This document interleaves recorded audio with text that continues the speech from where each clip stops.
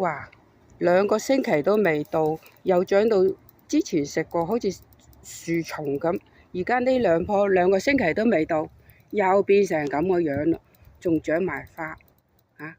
聽講莧菜係好有益㗎，係咪啊？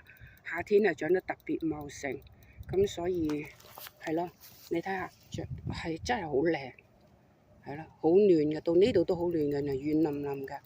咁係咯，呢個就必須要剪啦，長到花啦，你睇下。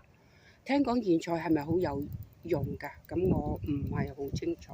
係咯，嗱呢度角落頭仲有一棵仔，係咯，呢棵就好似向橫生，會壓定。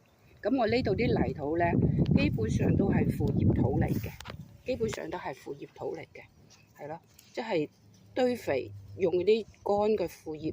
每一年係掃好多腐葉攞嚟堆咯，有啲棕櫚果，係咯，真係好誇張。